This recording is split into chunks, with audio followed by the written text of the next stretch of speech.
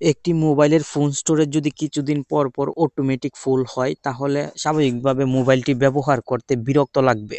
যেমন আমার এই মোবাইলটি দেখা যাচ্ছে কিছুদিন পর পর ফোন মেমোরি ফুল হয়ে যাচ্ছে, ফটো ভিডিও তেমন রাখা হচ্ছে না। তবু এই সমস্যাটি হওয়ার কারণ কি আমি এতদিন পর খুঁজে পেলাম। আশা করি এই ছোট্ট ভিডিওটি দেখে আপনিও শিখে নেবেন কিভাবে একটি মোবাইলের ফোন মেমোরির সবসময় ফ্রি রাখতে হয়।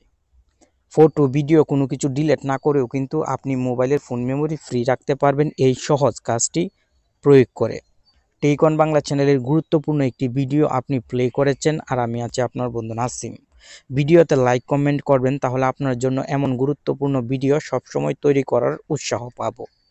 আপনার মোবাইলের ফোন মেমোরি যদি সবসময় ফ্রি রাখতে চান তাহলে গুগল প্লে স্টোরের সহায়তা নিতে হবে, কারণ গুগল প্লে স্টোরই আপনার মোবাইলের ফোন মেমোরির প্রায় অর্ধেকের বেশি জায়গা দখল করে রেখেছে। কিভাবে আমি দেখিয়ে দিচ্ছি।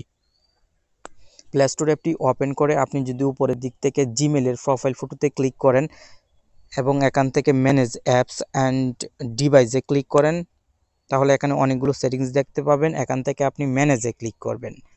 সঙ্গে সঙ্গে আপনার মোবাইলের যে অ্যাপসগুলো ইনস্টল করা আছে প্রত্যেকটি সিরিয়ালভাবে দেখতে পাবেন। লক্ষ্য করেন তাহলে এখানে ইমো অ্যাপের সাইজ দেখতে পাবেন 845 এমবি, এবং আরেকটু নিচের দিকে যদি চলে আসি তাহলে আপনি আরও অবাক হবেন। এখানে গুগল অ্যাপের সাইজ হয়ে গেছে 885 এমবি, টিকটকের সাইজ 1.6 জিবি।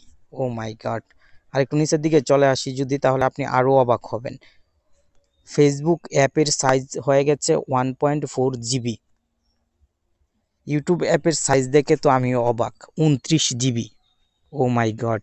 এভাবে যদি একটি অ্যাপ মোবাইলের ফোন স্টোরেজের জায়গা দখল করে তাহলে স্বাভাবিকভাবে একটি মোবাইলের ফোন স্টোরেজ কিছুদিন পর পর অটোমেটিক ফুল দেখাবে, এটাই স্বাভাবিক। আর আপনি চিন্তিত হয়ে পড়বেন যে কেন ফুল মেমোরি বারবার ফুল দেখাচ্ছে, ফোনে তো ফটো ভিডিও তেমন রাখছেন না, কেন ফুল হচ্ছে এখন তো বুঝতে পারছেন। এখান থেকে আপনি এই অ্যাপগুলোকে আনইনস্টল করে দিবেন। আনইনস্টল করে যদি ইনস্টল করেন তাহলে দেখবেন ফোন মেমোরি অনেকটাই ফ্রি হয়ে গেছে। যে অ্যাপগুলো বেশি জায়গা দখল করেছে ফোনের, সেই অ্যাপগুলো এখান থেকে আপনি আনইনস্টল করে দিবেন। আর আনইনস্টল করলে আপনাকে একটা প্রবলেমের সম্মুখীন হতে হবে, তা হচ্ছে যে অ্যাপ আপনি আনইনস্টল করবেন সেই অ্যাপে যদি কোনো আইডি লগ ইন করা থাকে, সাপোজ ফেসবুক অ্যাপটি এখান থেকে আপনি আনইনস্টল করলেন, এখন ফেসবুকে যে আইডিটি লগ ইন আছে সেই আইডিটি কিন্তু আপনাকে ফেসবুক অ্যাপে পুনরায় লগ ইন করতে হবে।